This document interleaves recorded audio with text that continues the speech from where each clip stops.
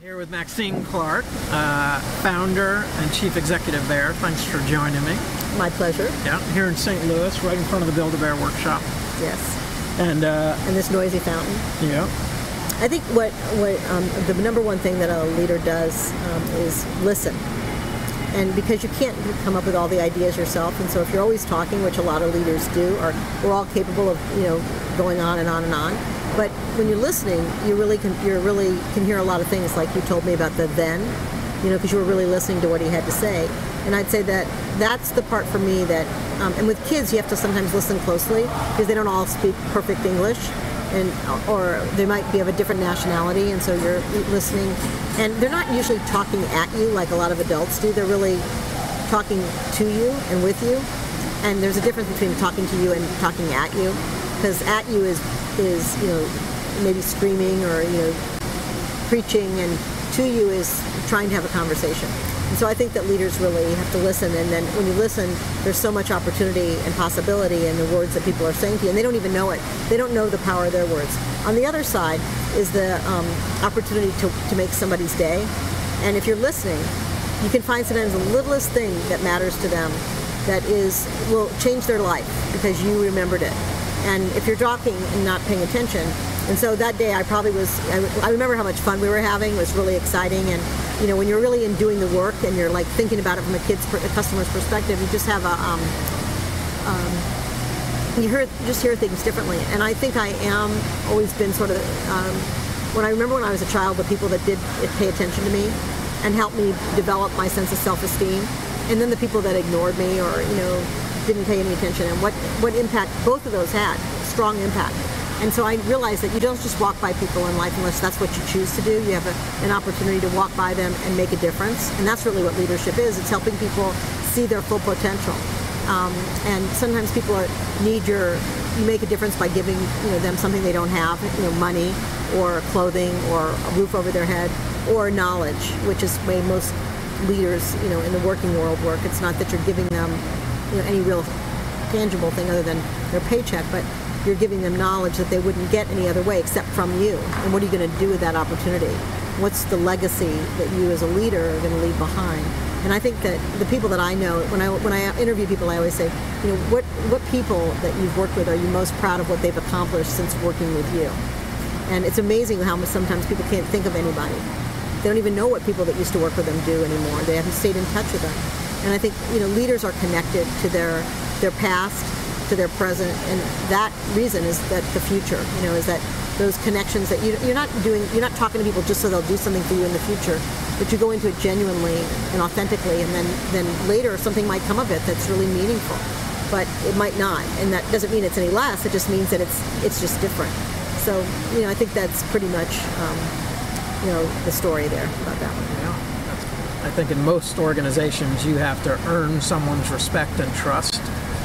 And that at Build-A-Bear workshop, you start out with that trust. We grant trust.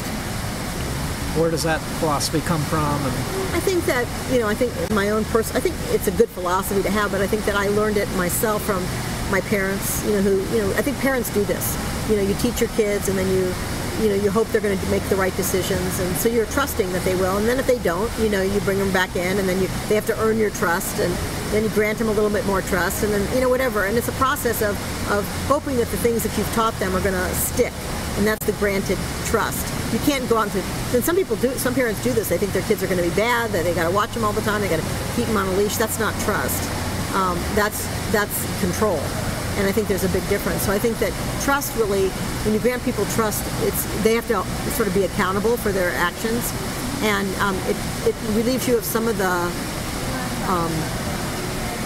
oversight, but not the complete oversight. You have to check back in. But it empowers people to be able to use their head and their heart. And that's really what I think. When trust is a word that isn't just about numbers. I mean, it's really about what's in your head and what's in your heart to do the right thing when nobody's looking. And I think that's really where it's not about politics, although politics kind of always creep in sometimes.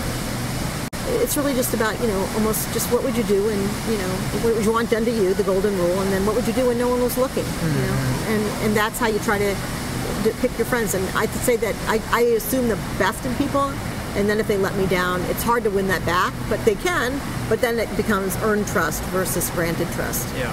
And it's hard to earn back.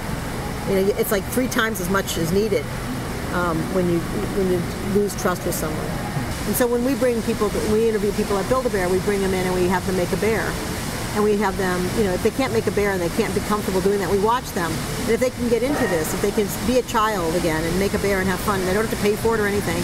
Here it's free, and if they're not having fun while it's free, they're not going to have fun while they're paying for it. So if we can tell a lot about the person by their expressions and whether they really have it in them to be focused on the serving a child, being there to make add to their experience. And usually it's how people treat each other from the heart. It's how 2 people treat each other kindly that you can see some magic. It's encouraging. It's all kinds of things. 20 years from now, kids will still be making their own teddy bears. Maybe it'll be made differently, but it'll still be their own teddy bear. But it'll have appropriate meaning for the times. And I look forward to that. And I think that for me, though, personally, it's I'll know I've. They say sometimes I know I made it when this happened. I'll know then that I've really mastered the art of leadership and that I've been able to, really sort of come full circle in, the world of business, the world of however way you use leadership. It's not just a business skill, and be able to then contribute at a much higher level to things that may not pay me financially, but will pay me spiritually. And I want to learn. I want to say, what do we get so blindsided that X happened instead of Y? And so and I don't want to be boring and old, and so you've got to open up and let people teach you again. And I think people give in to the impressions that other people have of them instead of building their own vision of themselves. We develop our personality by what others think we should be and others tell us we should be. But if you can see that you can do it, what's to stop you? Who's somebody else to tell you can't do it? And I think your conversation about the Sherpas is one of, they're at peace with who they are. There's not a competition like that. It's a competition, I guess, with yourself to see if you can, go 1 mile further and leave those worries behind, leave those cares behind, and just be in touch with you and God and sky and air. And, there's a lot to be said for it. I don't think I could do it, but in a way I'm my own kind of Sherpa. Yep. That's my story I'm sticking to. It's a great story. Thanks for sharing it. Oh,